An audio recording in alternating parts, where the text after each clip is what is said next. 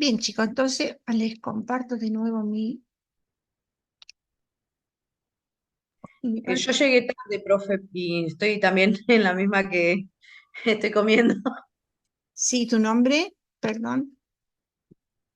Silvia Ah, sí, Granchetti. sí, sí, sí, sí. Lo que pasa es que salgo a la 1 y los 15 minutos que tardo de llegar del trabajo a casa, me conecté como y cuarto por ahí. No se preocupen, yo quería dejarles un poquito de tiempo libre para que puedan comer tranquilo antes de la otra clase, que es hasta a las 14:20. Así que vamos adelante. Bien, habíamos llegado hasta acá. Bien, ¿para qué nos sirve la epidemiología? Y los usos también que podemos darle, tenemos en tres grupos. Vamos a usarlo en las personas, las colectividades que necesitan estar informados con respecto a la salud. Otro grupo es este conocimiento y difusión de las determinantes y las causas que pueden enfermarnos. Bien, y el tercer grupo que se refiere a la evaluación de las políticas y las estrategias. Chicos, esto es muy importante. Recuerden, por ejemplo, cuando fue la pandemia, que lo terrible que era porque no sabíamos cómo se transmite, qué es lo que pasa, etcétera, etcétera. Entonces, esto produce desinformación y no sabemos. Y si esto fuera, Profe, ¿sí? es lo mismo que está pasando con lo de la viruela del mono. Ya habían dicho un montón de cosas y ahora ya no están diciendo nada. Claro. Pero por Eran, esto lo que pasa es que uno tiene que informarse también mucho, depende del interés que tenga cada uno, pero sí el ministerio tiene la obligación de dar información, etcétera. Por ejemplo, ahora estamos en una alerta porque al menos en Neuquén hay un caso, pero está controlado. No sé si en Río Negro, Pero no es la misma cepa, supuestamente. supuestamente, pero está dentro de las cepas que son. claro, Claro. eso pasa, que todo supuesto en la radio no dicen nada, porque yo no supe más lo del chico que estuvo internado. O sea, no Claro. salió más en ningún lado. Lo que tienen que entrar en el ministerio e ir a ver si hay información, porque eso es como lo más oficial. Pero es verdad, no hay algo que es constante. Bien, otros usos que nosotros damos es esta identificación de la historia natural de las enfermedades, esta descripción de cómo se distribuye, las tendencias de las enfermedades en las diferentes poblaciones, identificar la etiología y los factores de riesgo, ¿no? Para cuando aparece una enfermedad y cómo ésta se desarrolla, ¿no? Identificar qué magnitud o qué tendencias de las necesidades de salud que tiene esta población, cuál es la vulnerabilidad que tenga, ¿no? Evaluar la eficacia y la efectividad de las intervenciones que se realizan, evaluar la tecnología, el diseño, ¿no? Y la ejecución de los programas. Todas estas cosas nos van a ayudar para ver si lo que estamos haciendo es bueno. Acá tenemos, ¿no? Estas preguntas: ¿cuál es la frecuencia de la enfermedad? ¿No? ¿Cuál es la causa de la enfermedad? ¿Y cuál es la efectividad en el tratamiento? Y aquí vamos dando respuesta a cada uno. Nosotros nos importa mucho la epidemiología. ¿Por qué? Porque nos da una información en salud, se complementa con las ciencias médicas y nos ayuda a evaluar terapia y prevención, porque sobre todo, teniendo conocimiento de las enfermedades que hay, podemos hacer prevención. En epidemiología se hace investigación y nosotros también así en la vida diaria, en el trabajo diario que hacemos, vamos a hacer pequeños pasos en la investigación. A veces, no sé, algo que se va repitiendo y nosotros vamos haciendo nuestra pequeña búsqueda de por qué están ocurriendo algunas cosas. Esto es normal. Por ejemplo, nosotros los enfermeros, si tenemos una infección en el reparto o una infección intrahospitalaria, vamos a tener que preguntarnos, ¿no? ¿De dónde viene? ¿Cuál es el problema que está sucediendo para que esto se realice o para que esto esté presente? ¿Cuál es el eslabón que hay que modificar para que la infección, por ejemplo, termine? seguramente en alguno de los pasos algo no fue realmente cuidadoso, no hubo esterilidad, no me lavé las manos, etc. Y los pasos que tenemos para desarrollar una investigación, ya sea a gran escala o a pequeña escala, es qué vamos a estudiar, para qué datos vamos a recolectar, ¿no? Dónde y cómo recolectar, cómo procesar los datos, cómo interpretarlos. Bien, en un estudio epidemiológico vamos buscando esto, y va a ser todo este conjunto de actividades experimentales de modo sistemático. Bien, ¿para qué? Para generar conocimiento y ver cómo se originan las enfermedades humanas. Bien, y hay diferentes métodos. Vamos a encontrar la epidemiología descriptiva, su nombre lo dice, va describiendo; aquella que es analítica y observacional, solo observa; y aquella que es experimental. Bien, ¿por qué? Porque en las dos primeras nosotros no vamos a intervenir, pero en la última sí vamos a intervenir. Hay fases en el método, por ejemplo, en la fase de tipo descriptivo, nosotros vamos a recoger información, vamos a identificar cuál es la población que vamos a estudiar o la de riesgo, y vamos a definir cuáles son las variables. Bien, recuerden, las variables más comunes que vamos a tener es siempre tiempo, lugar y persona. Bien, y aquí vamos a formular hipótesis. Las variables son estas cualidades o características que nos resultan de interés, ¿bien? Y que se incluyen en el estudio para el análisis. Entonces, 3 variables universales tenemos esta. Esto, como les digo, es una pregunta de examen. Entonces, ¿cuáles son estas variables que siempre están presentes? Entonces, tiempo, lugar y persona. Y cada una de estas se va desarrollando, ¿no?, en diferentes aspectos. Bueno, el tiempo cuándo, la persona quién y el lugar dónde. Si yo digo variable de persona, ¿qué voy a estudiar? Voy a estudiar el sexo, la edad, la raza, lugar de nacimiento. Son estas variables las que puedo ir incorporando, ¿no?, a mi estudio. O voy a ver cuáles son las personas que se enferman más, los varones o las mujeres, y de qué edad, de qué raza. ¿Influye algo en el lugar de nacimiento? ¿Influye algo la educación, el nivel socioeconómico? ¿Qué patologías previas tiene, etcétera? Todo esto me lo tengo que ir preguntando, ¿bien? Si yo hablo de la... También, perdón, en Sí, la parte de lo que sería, por ejemplo, las diferentes razas, digamos, bueno,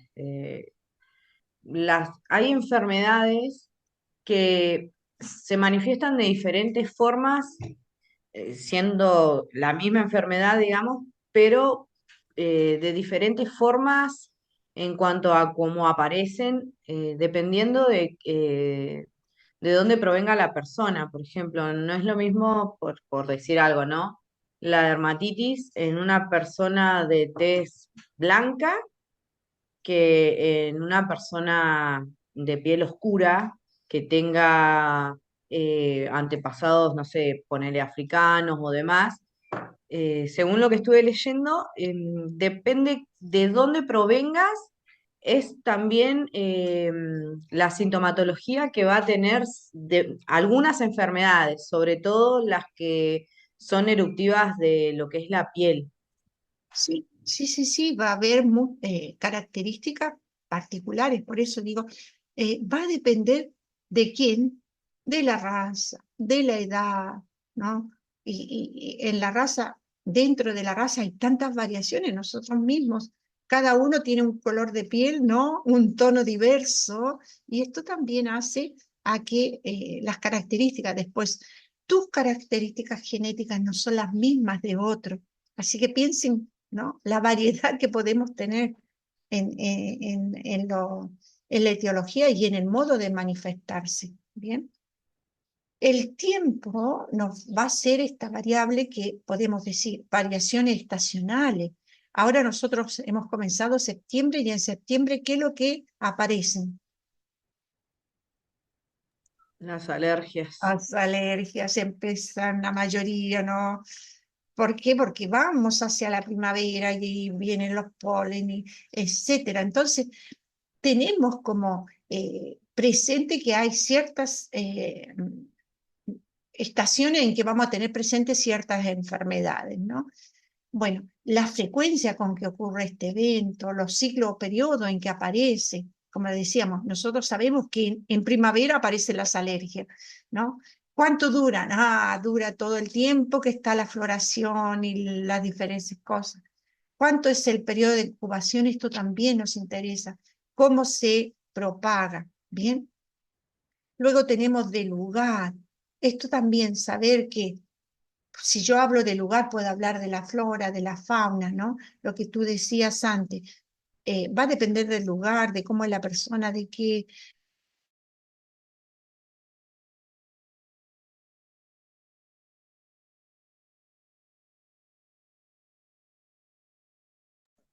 Profe, tiene silenciado ¿Profe? el micrófono. Tocar. Decía, ¿no? Que va a ser, va a depender mucho, ¿no? El clima, la humedad, la altura, los servicios básicos que tengo, los recursos naturales, etcétera. Vean cómo todas estas cosas van a influir, ¿bien? Entonces, si yo hablo de estas tres variables, tengo tiempo, lugar y persona, y ahí tengo estas subdivisiones. Saber cuáles son las variables de persona, de tiempo y de lugar, ¿no? Esto es importante para saber identificar. Bien, en la fase analítica, ¿no? Se diseñan los estudios y yo, ¿qué es lo que hago? Analizo y aquí me valgo de las estadísticas para ir comprobando. Y en la experimental, bueno, tengo los datos de las anteriores y esta me van a ayudar para experimentar. Acá yo voy a intervenir. Esto es importante de que lo sepan solo como información. Aquí tienen un ejemplo, esto es lo que ocurrió en esta epidemia de cólera, ¿no? Como esta descripción y observación de los hechos y después cómo se ejecutan los datos, el diseño de la investigación. Y siempre vamos a tener este cuadro de la historia natural de la enfermedad, ¿no? Estos periodos prepatogénico, patogénico y pospatogénico que van a influir en nosotros. Y otra cosa que tenemos que tener así en claro, este enfoque de riesgo. Y lo define la OMS como esta probabilidad que tiene una persona o un grupo de personas de sufrir un daño en la salud. Por ejemplo, este señor que camina en la cuerda floja, ¿no? Tiene alta probabilidad de caer, pero si lo aseguramos, nos prevenimos, lo amarramos, ¿no? Le ponemos una cuerda, le ponemos un seguro, va a disminuir este riesgo de caerse al vacío. ¿Bien? Y esto va a depender de dónde estemos, de todas las otras características que antes fuimos nombrando.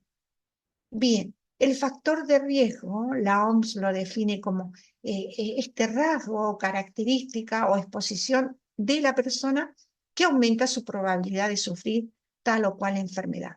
Todo va a depender dónde vivo, cómo es mi defensa, mi parte biológica, etcétera, o el entorno que me rodea. Bien, los factores de riesgo los podemos dividir en fisiológicos, todos aquellos relacionados con el organismo y que se van a ver influidos por los genéticos, por mi estilo de vida, ¿no? Y todas las enfermedades que pueda tener. El conductual, ¿no? Cómo yo, es mi forma de vivir, si soy, por ejemplo, fumador, si bebo excesivo alcohol, cuáles son mis selecciones nutricionales, si tengo la vacunación adecuada, etcétera. Bien. Y demográfico. Esto también. Esto, por ejemplo, la edad de la población, el género, los subgrupos. Como veníamos diciendo, ¿no? Cada uno va a tener algo que le va a influir. Y siempre el externo, ¿no? Va a ser causa para enfermar.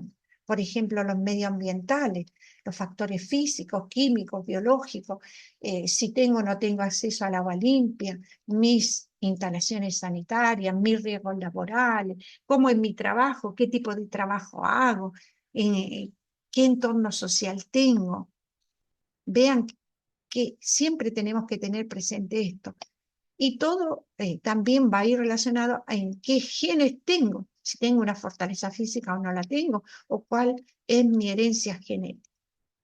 Entonces siempre vamos a tener muchas determinantes. Y después tenemos determinantes que son estructurales, lamentablemente se presentan en salud, ¿no?